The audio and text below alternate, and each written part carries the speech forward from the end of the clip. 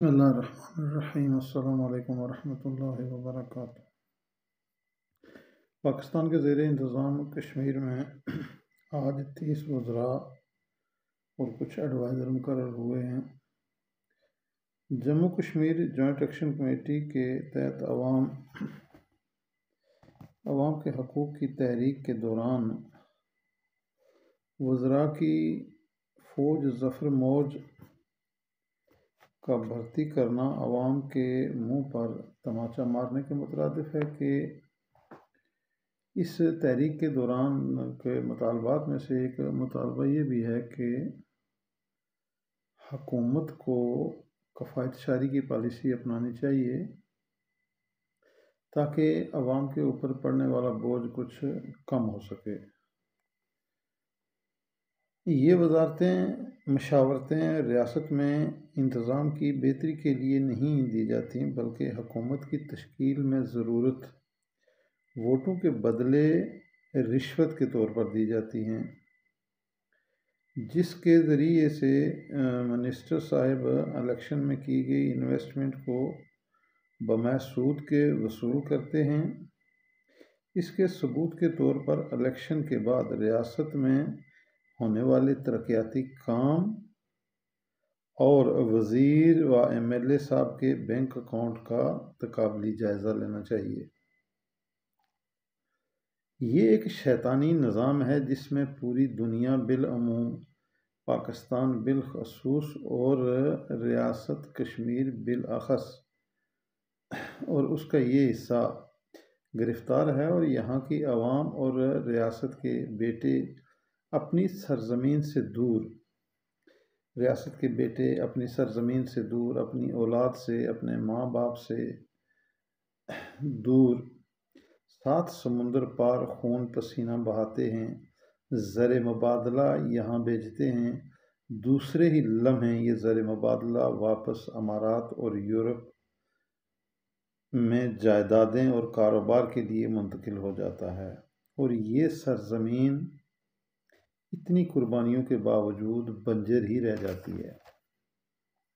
آنے والی نسلوں کو پھر عربی و غربی فرعونوں کے اہرام تعمیر کرنے کے لیے مہارتیں سیکھنی پڑتی ہیں، اور یہ سلسلہ ہے کہ رکنے کا نام ہی نہیں لیتا۔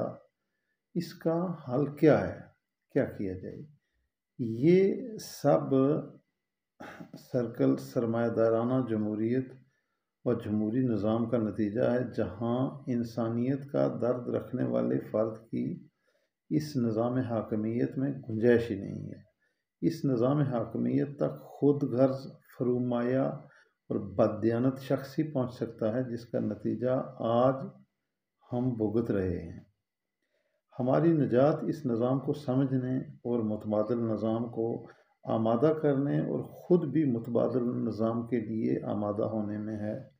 یہ نظام حکومت ہمارے وجود سے خون کا آخری قطرہ نچوڑنے پر کمر بستہ نظر آتا ہے۔ آئیے مل کر اس نظام سے نجات حاصل کریں۔ اس سرزمین کو اس نظام سے نجات حاصل کرنی ہے، اور پھر اس سرزمین کو بیرونی قبضہ مافیا سے بھی نجات حاصل کرنی ہے۔ پہلے ہم اس قابض نظام سے نجات حاصل کریں گے اور اس کے بعد اس قبضہ مافیا سے نجات حاصل کرنے میں کامیاب ہو سکیں گے۔ اگر ہم سب وقت پاس کرنے میں ہی لگے رہے اور اس شیطانی نظام کو اپنے اوپر مسلط رہنے دیا تو ہمارا حشر وہی ہوگا جو فرعون کی حکومت میں بنی اسرائیل کا تھا۔ اسی طرح ہم فراعنہ کے محل تعمیر کرتے رہیں گے اور خود بجلی کا بل دینے کے قابل بھی نہیں ہو سکیں گے۔ اسی طرح ہم دوسروں کے محل بناتے رہیں گے اور اپنے بچوں کو 2 وقت کی روٹی دینے کے قابل بھی نہیں ہو پائیں گے۔ اس لیے اس غلامی سے پہلے نجات حاصل کر رہے ہیں۔ آج کل پہلے قوموں پر، ملتوں پر افراد حکومت کرتے تھے، لیکن عصر حاضر میں نظام حکومت کرتے ہیں، اور اس نظام کے تحت اس نظام کے کارندے عوام کے اندر موجود تمام سخت کو نچوڑ کر اپنی عیاشیوں پہ لگا دیتے ہیں۔ اس لیے محنت کش طبقے کو اور مستضعف کمزور طبقے کو اپنی کمزوری کو ہی ہتھیار بنانا ہوگا، اور اس کمزوری کے ہتھیار سے عصر حاضر کے فرعونوں کو سرنگو کرنا پڑے گا۔ اگر یہ عمل ہم نے نہ کیا تو ہم غلام رہیں گے، ہماری نسلیں غلام رہیں گی، اور ان کی نسلیں بھی آگے غلامی کا ہی توق اپنے گلے میں ڈال کر زندگی گزاریں گی۔ کوئی تو ہونا چاہیے جو اس توق غلامی کو اپنے گلے سے نکال کے باہر پھینک دے، آزاد مرد بن جائے۔